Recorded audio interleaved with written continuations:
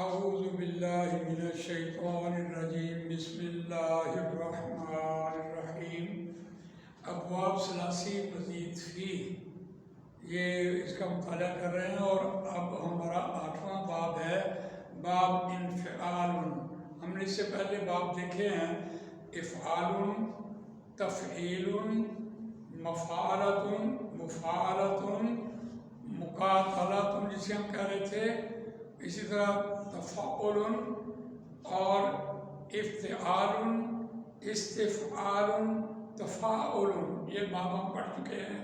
اور اب آخر میں جو 8واں باب ہے وہ انفعال، اس مصدر پر یہ پہلی بات تو یہ ہے کہ پلٹ جانے کے معنی میں آ رہا ہوتا ہے اور یہ فعل لازم ہے۔ فعل لازم جو ہوتا ہے وہ از خود اس میں مفعول کی ضرورت نہیں ہوتی، تو چونکہ مفعول کی ضرورت نہیں ہوتی اس پر ہم نے جو لفظ چنا ہے وہ قاف لام با اس کا روٹ ہے، اور اس کا جب ہم وزن دیکھتے ہیں تو یہ ہے انفعالہ، انفعالہ مضارع بنے گا ینفعل، انفعال سے بنتا ہے، اس کا مصدر آتا ہے انقلاب، انقلب، ینقلب، انقلاب۔ دیکھیے اس کے معنی پلٹ جانے کے ہیں، اور جب ماضی معروف میں جاتے ہیں ہم کہتے ہیں انقلب، ینقلب۔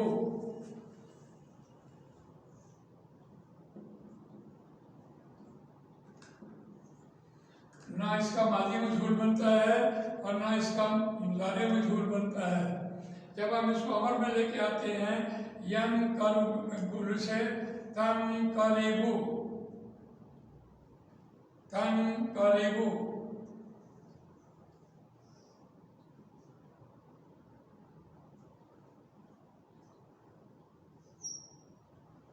تنقلب، اس کا علامت مضارع چلی جائے گی، پیچھے جزم دے دیں گے تو یہ پڑھا جائے گا نون کے اوپر جزم آئے گی اور پیچھے جزم آ جائے گی با کے اوپر، اب پڑھا نہیں جانا تو یہ عین کلمے کی زیر جو ہے انقلب، یہ پلٹ جا، اسم مفعول نہیں بنے گا اس کا، منقلب، پلٹنے والا۔ اس پر اور دیکھتے ہیں ہم اوزان والے نہیں کے اعتبار سے ہم دیکھتے ہیں، نہ تو پلٹ، لام ابتدا لگائیے، لا تنقلب،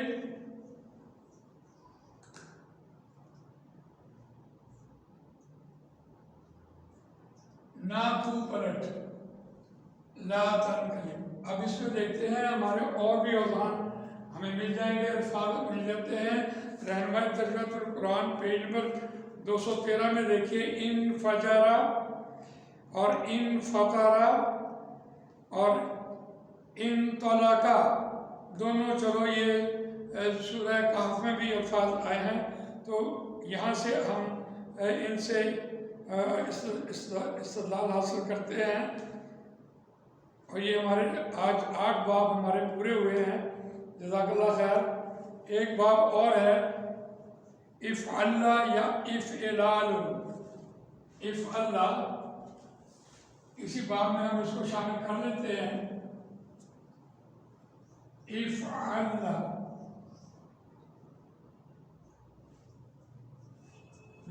اور اس میں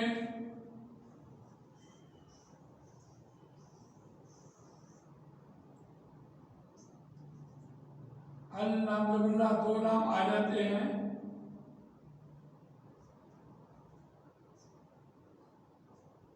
یہ باب بھی معنی تو وہی دے رہا ہوتا ہے، لیکن اس میں دیکھتے ہیں افعل، اسی سے گردان ماضی کی بنتی ہے، قرآن مجید کے الفاظ اس میں ملتے ہیں ہمیں، ازلل یذلل اذلالا، تو اس اعتبار سے اس کی بھی گردان بنتی ہے ماضی اور مضارع کی، تو اس کو بھی ہم 213 نمبر صفحہ میں دیکھتے ہیں اور یہ باب اف اللال سے بھی آ جاتا ہے۔ جزاک اللہ خیر۔ اللہ تعالیٰ مجھے آپ کو قرآن مجید پڑھنے، سمجھنے، اس پر عمل کرنے، اس کو دوسروں تک پہنچانے کی توفیق عنایت فرمائے۔ جزاک اللہ خیر۔